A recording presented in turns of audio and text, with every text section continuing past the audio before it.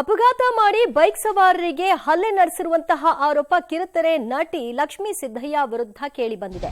3 ತಿಂಗಳ ಹಿಂದೆ ನಡೆದಂತಹ ಘಟನೆ ಇಲ್ಲಿವರೆಗೂ ಕೂಡ ದೂರು ದಾಖಲು ಮಾಡಿಕೊಂಡಿಲ್ಲ ಅನ್ನೋದು ದೂರುದಾರರ ಆರೋಪ.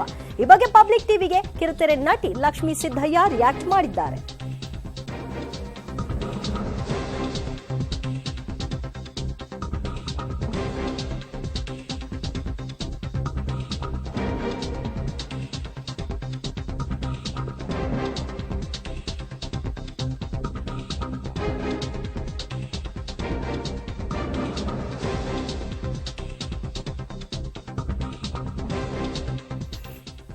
ಅಪಘಾತ ಮಾಡಿ ಬೈಕ್ ಸವಾರರಿಗೆ ಹಲ್ಲೆ ನಡೆಸಿದ್ದಾರೆ ಎಂಬ ಆರೋಪವನ್ನ ಸಹೋದರಿಯರು ಮಾಡಿದ್ರು.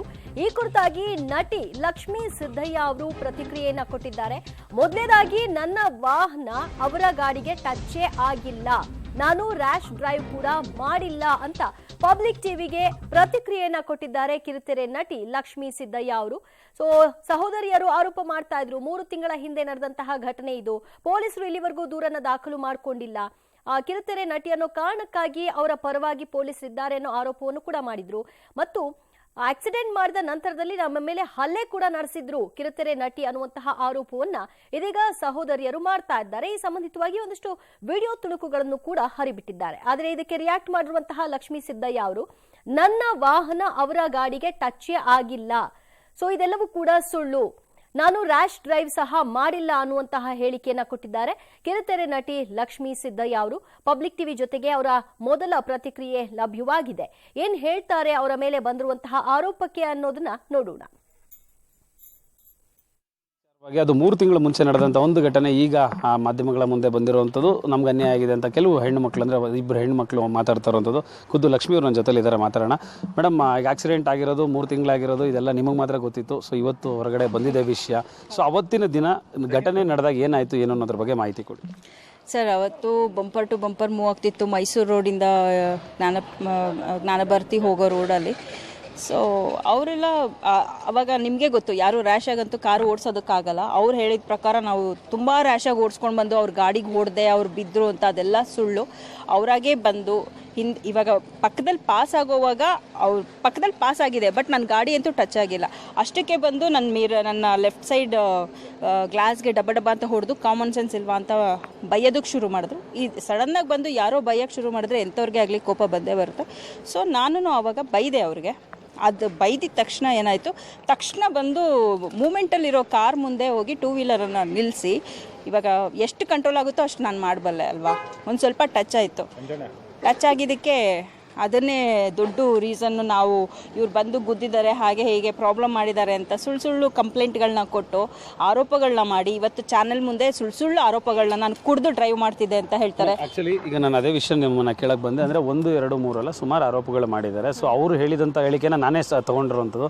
ನಿಮ್ಮ ಹತ್ರನೂ ತಾವು ಕುಡಿದು ಡ್ರೈವ್ ಮಾಡ್ತಾ ಇದ್ದೀರಿ, ತಮ್ಮ ಆಪ್ತರು ಬಂದು ತುಂಬ ದೊಡ್ಡದಾಗಿ ಗಲಾಟೆ ಮಾಡಿದ್ರು, ಆಮೇಲೆ ಒಂದು ಹೆಣ್ಣು ಅಂತ ನೋಡದೆ ಕೈ ಹಿಡಿದು ಎಳೆದು ಹೊಡೆದ್ರು, ಈ ಥರದ್ದೆಲ್ಲ ಒಂದು. ಆಮೇಲೆ ನಾವು ವಿಡಿಯೋ ಮಾಡ್ತಾ ಇದ್ದಾಗ ಮೊಬೈಲ್ ಕಿತ್ಕೊಂಡು ಹೋಗಿದ್ದಾರೆ, ವಿವೋ ಫೋನು ನಂದು, ಆ ಫೋನು ವಾಪಸ್ ಕೊಡ್ತಾ ಇಲ್ಲ. ಇದಿಷ್ಟಾದರೂ ಪೊಲೀಸವರು ನಿಮ್ಮ ಪರ ಇದು ಮಾಡ್ತಿದ್ದಾರೆ, ನಿಮ್ಮ ಫೇವರ್ ಆಗಿ ಕೆಲಸ ಮಾಡ್ತಿದ್ದಾರೆ, ಸ್ಟೇಷನ್ ಕರೆಸಲಿ, ಇಷ್ಟು ಆರೋಪಗಳು ಅವರು ಮಾಡಿದ್ದಾರೆ. ಖಂಡಿತ ಸುಳ್ಳು ಸರ್. ಪೊಲೀಸ್ನವರು ನನಗೆ ಕಾನೂನು ಬಗ್ಗೆ ತುಂಬ ರೆಸ್ಪೆಕ್ಟ್ ಇದೆ. ಅವ್ರ ಕರ್ತವ್ಯನ ಅವ್ರು ಮಾಡ್ತಾ ಇದ್ದಾರೆ. ಅವ್ರು ಖಂಡಿತ ನನ್ನನ್ನು ಕರೆಸಿ ಏನಾಯಿತು ಏನು ಎತ್ತ ಅಂತ ಸ್ಟೇಟ್ಮೆಂಟ್ ತೊಗೊಂಡ್ರು. ನಾನು ಅಲ್ಲಿ ಹೇಳಿದೆ. ಆಮೇಲೆ ಪೊಲೀಸ್ ಸ್ಟೇಷನಲ್ಲಿ ಇವ್ರು ಬರ್ತಾರೆ ಅಂತ ಹೇಳಿದ್ರು. 2 ಅವರ್ಸ್ ಪೊಲೀಸ್ ಸ್ಟೇಷನಲ್ಲಿ ನಾನು ಕಾಯ್ಕೊಂಡು ಕೂತಿದ್ದೆ, ಆದ್ರೂ ಇವರು ಬರಲಿಲ್ಲ. ಅದಾದಮೇಲೆ ಅವರು FIR ಆಗಿದೆ ಅಂತ ಹೇಳಿದ್ರು. ನಾನು ಕೋರ್ಟ್ಗೆ ಹೋಗಿ ಅಲ್ಲಿ ಬೇಲ್ ತೊಗೊಂಡು ಬಂದೆ. ಮಾತುಕತೆ ನಡೆಯುವಂಥದ್ದು, ರಾಜಿ ಸಂಧಾನ ಮಾಡುವಂಥದ್ದು, ಈ ಥರದ್ದೇನೋ ಪ್ರಯತ್ನಗಳು ನಡೆದಿತ್ತಾ, ಅಥವಾ ನಿಮ್ಮಿಂದ ಅವ್ರಿಗೆ ದುಡ್ಡು ಕಾಸಿನ ವ್ಯವಹಾರ ನಡೆಯೋದು, ಅಥವಾ ಅವ್ರು ನಿಮ್ಮ ಹತ್ರ ದುಡ್ಡು ಕೇಳುವಂಥದ್ದು, ಈ ಥರದ್ದೇನಾದರೂ ನಡೆದಿತ್ತಾ? ಅವ್ರ ಕಡೆಯಿಂದ ಅಂದರೆ ಅವರು ಕಡೆಯಿಂದ ಬಂದಿತ್ತು ಕಾಲು 2 ಲಕ್ಷ ಕೊಡಿ ಅಂತ. ಬಟ್ ನಾವು ಯಾಕೆ ಸರ್ ಕೊಡ್ಬೇಕು 2 ಲಕ್ಷ ಸಂಪಾದನೆ ಮಾಡೋದಕ್ಕೆ ನಾನು ಎಷ್ಟು ಕಷ್ಟಪಡಬೇಕು? ಸುಮ್ಮನೆ ಇವರು ಏನೂ ಇಲ್ಲದೆ ಇರೋ ಸುಳ್ಳು ಕಂಪ್ಲೇಂಟ್ಗಳು ಕೊಟ್ಕೊಂಡು ಆರೋಪಗಳನ್ನ ಮಾಡೋರಿಗೆ 2 ಲಕ್ಷ ಯಾಕೆ ಕೊಡಬೇಕು? 2 ರೂಪಾಯಿಯೂ ಕೊಡಲ್ಲ ಅಂತೆ. ಅದಾದಮೇಲೆ ಮೊಬೈಲ್ ಕೊಡಿಸಿ ಅಂತ ಬಂದರು. ಮೊಬೈಲ್ ನಾವು ತೆಗ್ದೇ ಇಲ್ಲ. ಮೊಬೈಲ್ ಏನಕ್ಕೆ? ನಮ್ಮ ಹತ್ರ ನಮ್ಮ ಮೊಬೈಲೇ ಸಾಕು ನಮಗೆ. ಕದ್ದಿಲ್ಲದೆ ಇರೋ ಮಾಡದೇ ಇರೋ ತಪ್ಪಿಗೆ ಏನಕ್ಕೆ ನಾವು ಒಪ್ಕೋಬೇಕು ಅಂತ ನಾನು. ಇವರು ಮಾತಿಗೂ ಎಲ್ಲದಕ್ಕೂ ರೆಕಾರ್ಡ್ ಮಾಡ್ಕೊಂಡಿದ್ದಾರೆ. ಅಲ್ವಾ? ರೆಕಾರ್ಡ್ ಮಾಡಿಕೊಂಡು ಇದನ್ನೇ ಪ್ರೂಫ್ ಅಂತ ತೋರಿಸ್ತಿದ್ದಾರೆ ಅಂದರೆ ಅವರೇ ಕಳ್ಳರು, ಅವರೇ ಮಾಡ್ತಾ ಇರೋ ತಪ್ಪು ಅಂತ ನನಗೆ ಅನ್ಸುತ್ತೆ ಅಷ್ಟೇ. ಬೇರೆಯವರು ಇವಾಗ ನಾನೊಬ್ಳು ಸೆಲೆಬ್ರಿಟಿ ಆಗಿರೋದಕ್ಕೆ ಎಲ್ಲ ಕಡೆಯಿಂದನೂ ಇವಾಗ ನಮ್ಗೆ ಈ ಥರ ಮಾಡಿದ್ರೆ, ಬ್ಲ್ಯಾಕ್ ಮೇಲ್ ಥರ ಮಾಡಿದ್ರೆ ದುಡ್ಡು ಇಸ್ಕೋಬೋದು, ಏನೋ ಅವ್ರ ತಲೆಯಲ್ಲಿ ಏನಿದೆಯೋ ನನಗೆ ಗೊತ್ತಿಲ್ಲ.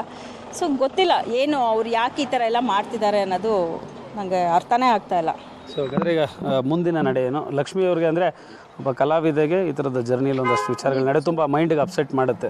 ಸೊ ಮುಂದಕ್ಕೆ ಏನು ಇರುತ್ತೆ ಯೋಚನೆ ಮೈಂಡ್ ಅವ್ರು ಲಕ್ಷ್ಮಿ ಅವ್ರ ಮುಂದಿನ ನಿರ್ಧಾರಗಳೇನಿರುತ್ತೆ?